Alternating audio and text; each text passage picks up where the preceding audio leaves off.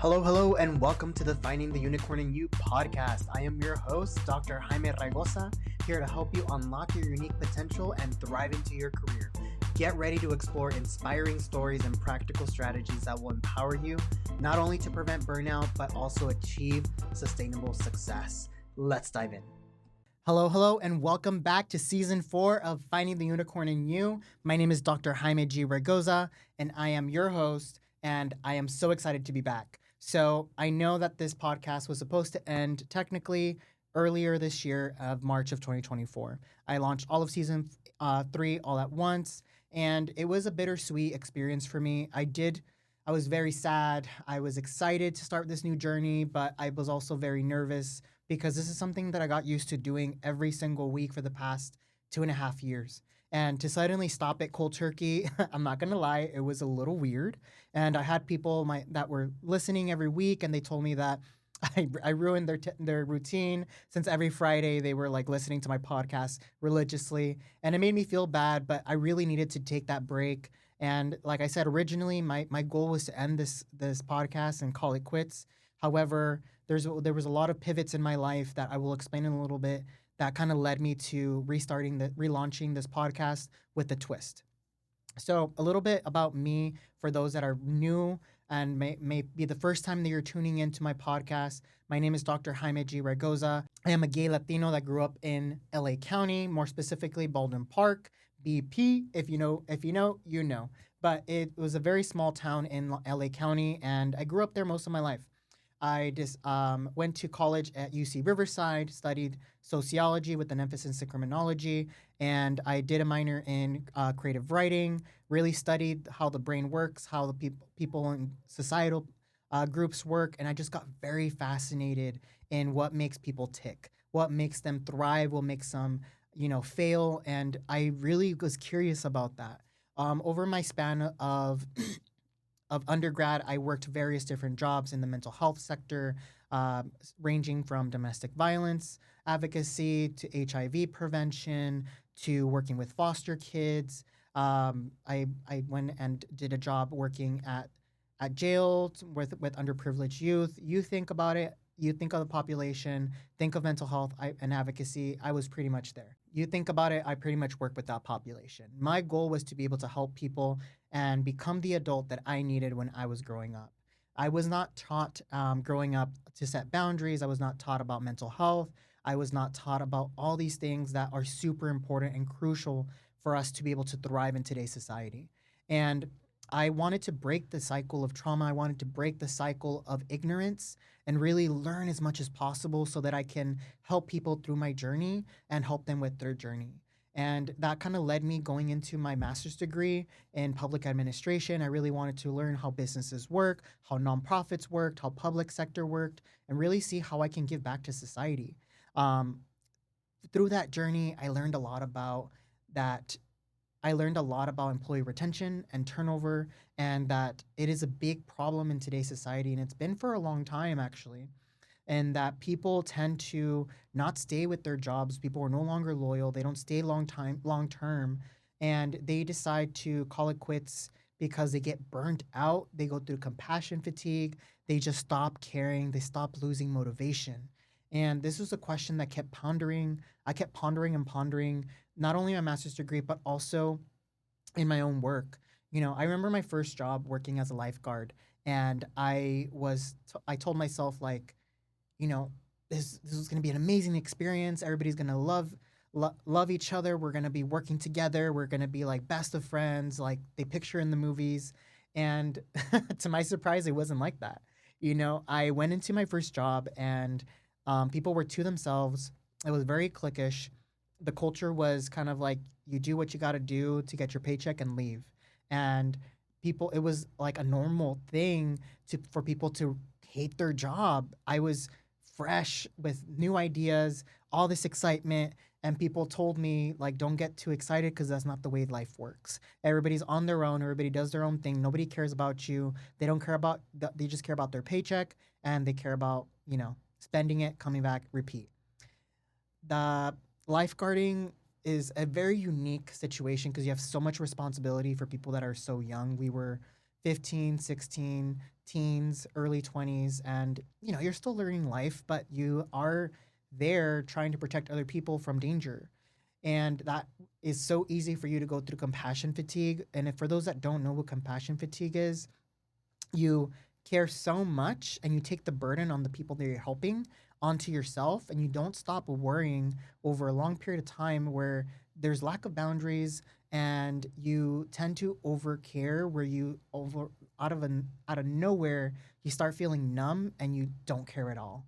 You just feel like burned out, in the sense like your emotions are numb, you just stop caring, you feel like you take the job for granted, opportunities for granted. You just clock in, clock out, which is exactly what I saw in lifeguarding. And I asked one of my bosses at the time, and I told her, like, what do you do to be able to keep my employees, like, what to keep my coworkers? Because I don't know how to inspire them to want them to stay. A lot of them told me that this is only a temporary job and they're going to leave. But I really love the work that we do, the classes that we teach, and overall, like that feeling of good whenever you have to save someone in the water. And my boss said, you know what? This is just, it is what it is. This is something that the sooner you learn this in your career, the better you're going to be. That people are never going to stay at the job. They're going to constantly leave, and there's nothing you can do to change this. I was like, what? What do you mean? Like, aren't you the boss? Don't you create the company culture? And she's like, I don't have that much impact. No one does. And it is what it is. The culture, it is what it is. It's always going to be toxic no matter where you go. And you're never going to make a difference. I was like, what the heck? This is not something that I wanted to hear. And that kind of stuck with me because once I left that job, I went into my first social work, like case management position, and I was working with underprivileged youth who just got let out of like the jail system, came out of juvie, and my job was to able to rehab. My job was able to help them transition back into regular life, and then get them reunited with their parents, and teaching them good behaviors to be a good citizen. And I told myself, how am I supposed to do this when a lot of the people just don't care about the job? If people don't care about what they do, they don't have a passion in what they're doing, then how am I supposed to make a significant impact in another person's life when I can't even do that with myself? And I would constantly survey my coworkers, and I was asking them, like, do you feel this way? This is how I was in my old job. Is this how the way you feel? And they're like, pretty much. Like, I just do this for the paycheck. Yeah, I came in at first wanting to make a difference, but over time, that light tends to dim and dim and dim because of the constant microaggressions, the constant, you know, lack of caring from your coworkers, the behaviors that your supervisors do. It just makes you stop caring about making a difference. So, to a certain extent, what keeps you at the job is still that hope that one day things will change and get better, but they never do. And I was still not really happy, so I talked to that manager, and I was like, is there a way we can, people are quitting left and right, and every time we have like a really good culture going on, something happens and somebody leaves. Is there a way that maybe I can get more involved, or I can become a lead or something to help with to sustain the work culture a good way, so that we can keep our employees and our coworkers, because at the end of the day it was affecting the kids that we were working with, because they would get so attached with a worker, they started respecting and trusting that person, and then they would leave, and those kids progress would fall through the cracks because a new person didn't know, they haven't built rapport with that child, and the kids would start feeling like, you know what, like, I can't trust anyone, because every time I trust someone, they leave me. And they've already gotten used to that type of toxic cycle because of things that happened to them growing up, which led them to go to juvie. So they had no consistent basis. And I tried to stay as long as I could at that job. And just because I didn't want to let anybody down. But at the same time, the struggle of burnout was also hitting me, and the compassion fatigue was hitting me. And like when I had that conversation with my boss, he was like, "Hey, I really don't think there's anything you can do. This is just the way the industry is." And once again, the same narrative that my old boss at the lifeguarding gig told me, you can't do anything about it. This is just the way it is. That anger kept like boiling inside me, and I was like, this cannot be the way life is. This cannot be, you just can't accept burnout. You just can't accept high turnover rates. This is not just something that you should be okay with. And I was like, people do care. It's just that we don't treat them the way they deserve to be treated so that they can want to stay at this job. A lot of us are taught that, work is like family. This is the place that you spend most of your time with. You should be enjoying the place that you work. But why don't we foster that type of culture? Why don't we foster a positive work culture where people actually want to stay and work with you? They want to be able to be with you. And they enjoy what they do and they enjoy the people around them and they overall leave at a happy state so that they can live a fruitful life. And is this really that hard to ask for? And I really wanted to answer that question. What are the things we need to do to be able to foster this type of environment? So that led me to go into another job working for the city of Riverside. And that's when things slightly started changing for me. That's when I graduated with my bachelor's degree. I went into UC Riverside. I went to my master's degree. And that's when things started changing for me. So at the city of Riverside, I had a wonderful supervisor who not only challenged me, cared about my professional growth, and gave me so many opportunities to be able to learn the skills needed to be a successful adult. So one of the things she taught me was always be kind, always network, go in with a mental mindness, go in with the mindset of servant leadership, and where you're going to be able to teach other people what you know and be able to serve them the best as possible. Not only the clients that you're serving, but also the staff that you work with. She was the first person to give me the opportunity to become a supervisor, be able to be in charge of a good subset of employees. I believe when I was there, I was in charge and responsible of I oversaw 7 different locations, each one. Of course, I directly supervised the 7 managers of each location, but each site had anywhere from 5 to 10 people. But I was still in charge of everybody. And my job was to be able to train everybody, be able to hire them, train them, and keep a positive work environment, which I did have 2 other supervisors that working with me to be able to help manage them. And we worked to create a very positive work environment. And everything seemed to be going really well until my supervisor got promoted and she left and a new person came in. Had different philosophies, different ways of managing things, and I noticed the black and white difference. My manager was very warm, positive, really wanted to help people versus this person was not really interested in the work culture, not really interested, just cared about numbers and didn't really care about the culture at all.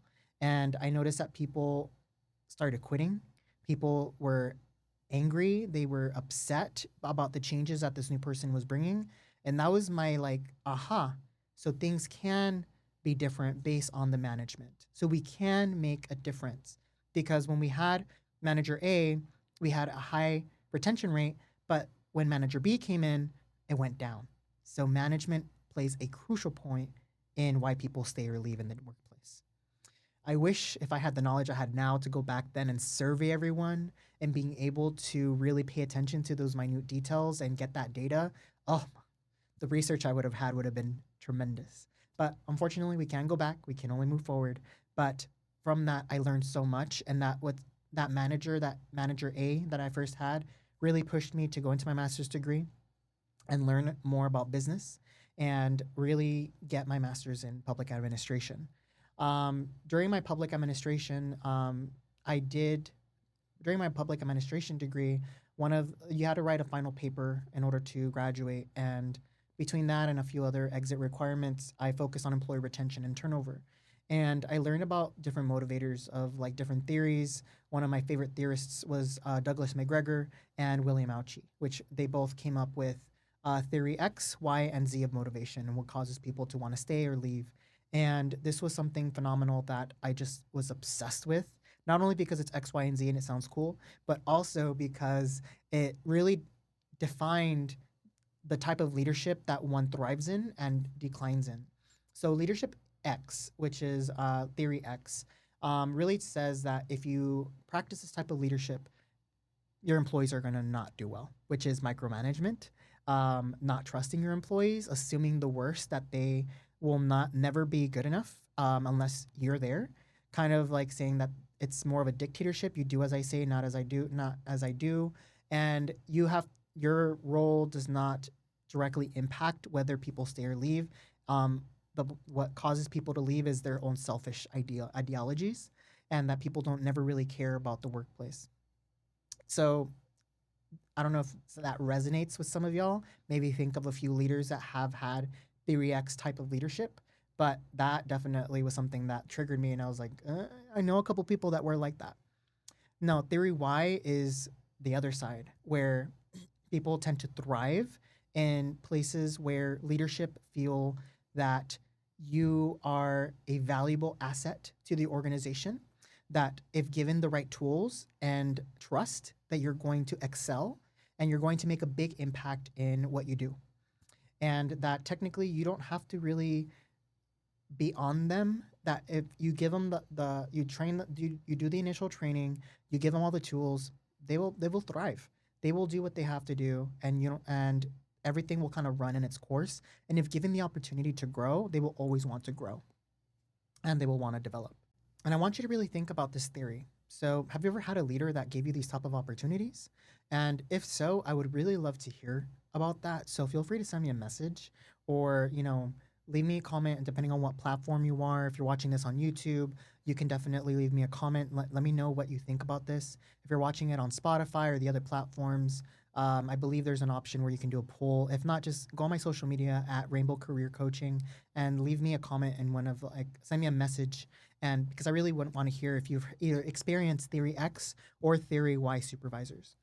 Now, the one that really got me really excited and really want me to dive in deeper into this type of topic was Theory X. So years later, like I believe it was 30 years later, don't quote me on this. I don't remember exactly the dates, but I know it was in the early 2000s. We had William Auchi, who was inspired by McGregor's work and produced Theory Z, which he gave a very different perspective because he studied Japanese culture and American culture and put it together, because Japanese culture has a very different way of approaching business, in that they think of clan culture. So integrating the sense of family and belonging into the environment. So he kind of added on to Theory Y, in that, yes, you need all of the above in order for you to be successful, but you also have to give a meaning of family, of belonging, and of purpose.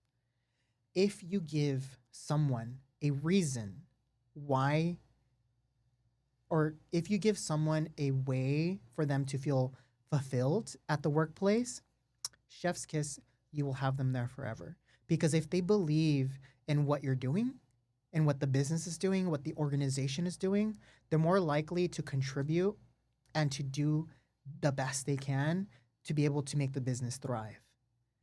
And this is including them into like management meetings where their voices are heard, doing town halls and all hands meetings where they can also voice out opinions of what works, what doesn't work before you're launching a new service or project, going through the frontline staff and being like, hey, what do y'all think about this? Is this a good product? What are some good and bad things about it? And really having them have a place in the table to be able to contribute and talk about these things in the micro level and macro level. And the more you involve your employees, your staff in the business decisions that you're going to make, that it's going to affect the workplace, the more dedicated and loyal they're going to be in in at your agency. And this was the thing that I was like, wow, this is such an amazing philosophy. I kind of want to put it into play. So I was given after I graduated with my master's degree, I was given an opportunity to work at a nonprofit agency where I was for 5 years. And I was hired as a program supervisor, got promoted as a program director, and we were helping out the community in a case management. It was a non-clinical case management job, and we were helping out the community. I was given the opportunity to open up a pilot program, so there was no ground foundation. I got to choose my staff, and I got to develop the way I wanted to run the program. So this is where I was like, I'm going to implement Theory Y and Theory Z and integrate things that I don't want to see from Theory X in there. So I gave complete autonomy to my staff. I helped them be able to understand what their role is, have very clear, concise expectations of them, doing constant check ins. First, we started weekly, then we went to bi weekly, and eventually, when they got the hangs of it, I did monthly. So, slowly wean off. So, I gave them as much support as they needed, but they always knew that if they wanted to, they can come back to a weekly basis. The support was there if they needed. My door was literally open, open door philosophy. And we always had those very deep, constructive, like conversations. During our one on ones, which people also call supervisions, we would have very detailed, broken down supervisions and where we practice reflective supervision, motivational interviewing. If you don't know what these terms are, I'll go into more depth in future episodes. But I integrated stuff in their family, also with like their personal life, because everything affects everything. You know, if whoever said that work and life does not leak in together was a liar, because they do. You can't really just separate and shut off a piece of your life. It is going to affect you. If you're having a bad work life, it's going to affect your intimate and personal life. If you're having a bad intimate and personal life, it's going to affect your work life. It's one piece of the puzzle, it's a piece of the wheel that is going to consistently be affecting you one way or another. So I didn't go and pry into things, I didn't force them to tell me things, but if they were willing to tell me about them, then those are the conversations. And I would also share parts of me because I wanted to practice the model that I was preaching. So if so there's something that I was going through, I would be open with them, of course, keeping those boundaries and not giving too much details, but overall, like, hey, a good example. Um, I experienced a breakup with a partner of mine, and I was having a rough week. I was supposed to shadow one of my staff, and I was just not feeling it. And that week, I told them, like, hey, everyone, I just wanted to let you know it's the start of the week. This just happened to me. You know, I broke off a 2 year relationship. I'm not in the best mood. So if I may not be acting with myself, if I'm not acting like my usual self, if I'm not acting in an appropriate manner, please feel free to let me know. I'm not, my intention is not to make anybody feel bad or feel pity for me. It's more so to let you know that you can keep me accountable in case my actions don't align to what we're doing this week. And I will try my best. If it seems like it's really hitting me hard, I'm just going to take the week off. So, but I'll let you know as we go. Everybody understood. And going back to, I was shadowing my staff and we were driving home. We were driving in the same car after seeing the client. And I was just very quiet. And she's like, do you mind if we pull over? And I said, yeah, of course. And I was like, we pulled over and I was like, yeah, what's going on? She's like, I just want to make sure. She's like, you're always there for us and you're always asking us if we're okay. Are you okay? I started crying because I hadn't had anybody ask me that. And it just, for two main reasons. It made me so happy because I was able to create a culture and a bond with my staff where not only were they comfortable enough to have these vulnerable conversations with me, but also where they honestly did care about my well being because they knew that I truly cared about theirs. And it was like a light bulb moment, and we had a very like heartfelt moment which made us even closer together. And I respected this individual so much, and I love her so much, and she went in her own journey now, and I love what she's doing. But it just really gave me proof in the pudding, and that this type of culture can be created and fostered if you really try to just be your authentic self and you really naturally want to care about your staff. And you know, I noticed that they were doing these type of check-ins with themselves, and during like our group supervisions they were like very often open to talk about any struggles that they were going with clients or their personal life. And we were just being so tight knit, and we created such a positive culture with each other where we trusted and we truly did feel like we were family in all the good aspects. And when, of course, there were still just arguments and disagreements, but I taught them proper communication skills to be able to bring them up in a respectful manner and not be judged by it. So if someone had an issue, they would talk about it right then and there, try to dispute it and work through it and find a compromise so that we would get along at the end of the day and not disrespect anyone, never assume things about each other. And it was a great culture. And it was insane because my partners in the agency that had other programs, the other program directors, they didn't have that same culture. They had a different mentality. And not to judge their style of leadership or anything, but my program for the first 3 years had a 100% retention rate. Like it was just no people had left. During that time, I looked at my peers and they were having a 40% turnover rate. And so 60% retention rate.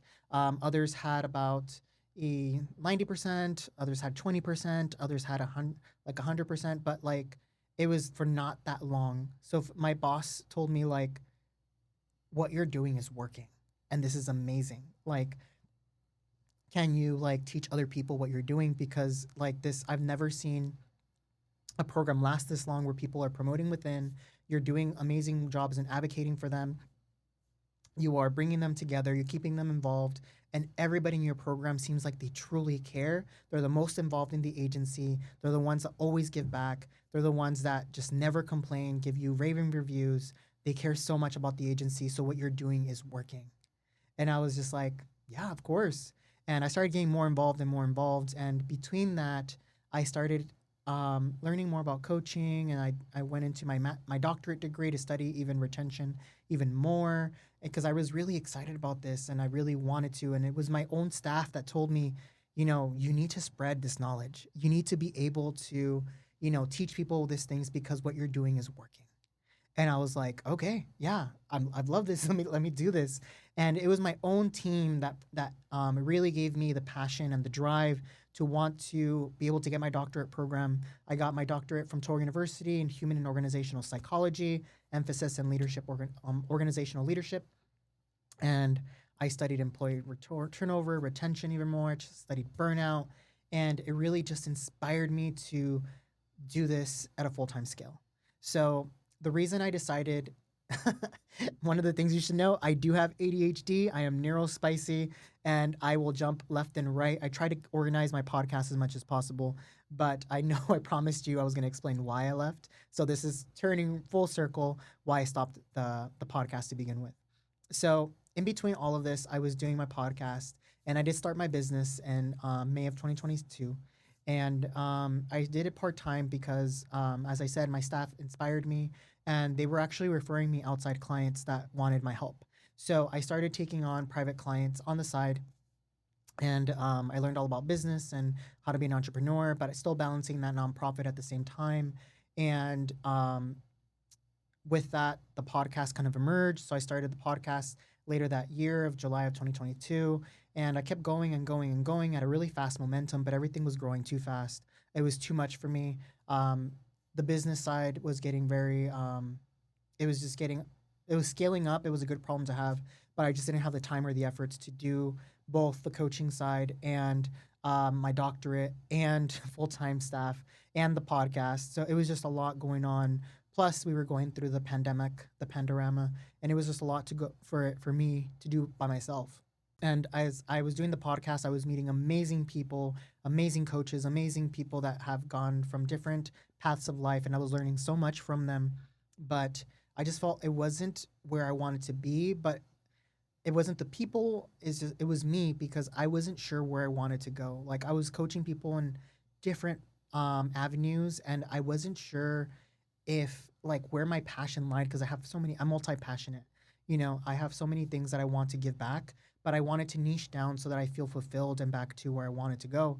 So I decided to take a step back from my business, take a step back from the podcasting, and that's why I decided to stop it. And I was like, I need to figure out what I want to do before I keep continuing, because I'm going into all these different routes and I'm not sure where I'm going. So it took me a long time to decide on the name of my business. I rebranded, decide on where I want to go with it, how want I pitch myself out to the community, and whether or not my model was sustainable for me to do this full time. And June of 2024 hit, and I ended up leaving my job. I decided to go full time with my business. I've been expanding. I've been taking on new clients and corporate, private clients, and now I'm working on employee retention. I'm coaching people on everything that I've learned. I'm coaching leaders on burnout. I'm coaching individuals on work-life balance. And it's just been an amazing journey. And I've been learning so much about my entrepreneurship and being able to do this on my own and putting myself out there. And, I've learned so much in a span of a few months that I was like, I need to share this with someone. I need to share this with my audience. And people were asking me, I saw that you have a podcast. Why aren't you like releasing episodes? Or like, hey, why don't you talk about this on your podcast? And I was like, you know what? Instead of me like, I'm still instead of me keeping this all to myself, and I can probably reach larger masses if I just relaunch the podcast. So that's where, full circle, coming back to what I was talking about, here is where I'm at, and now I'm launching the podcast again. So the podcast will be launching episodes um, every Friday starting September 6th at 8 a.m. And it will be on an ongoing basis. I'm not sure if I'm going to restructure the format where this is going to be the last season technically, but I'm just going to continue doing episodes. I believe I stopped on episode 108, or I think it was 111. Yeah, 108 or 111. I don't remember, but it'll start. I'll check as I'm doing the editing, and I'll go back in.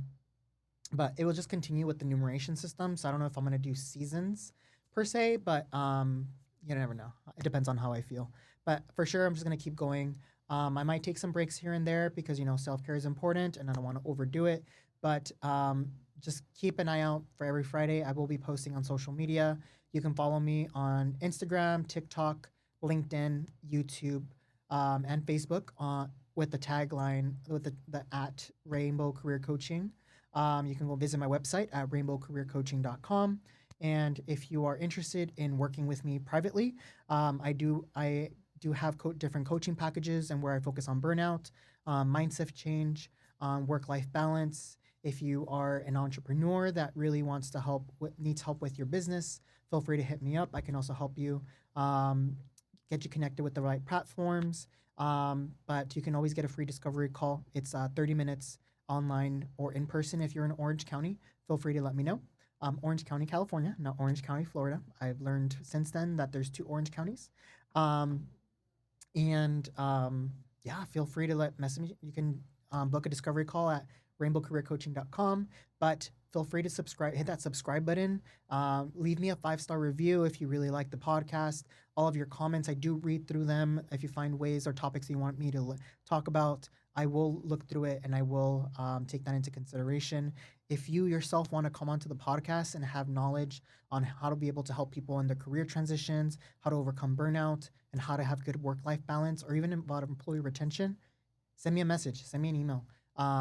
Hit me up on my website or on the different social media channels. I would love to have you on the podcast, and we can have a good time.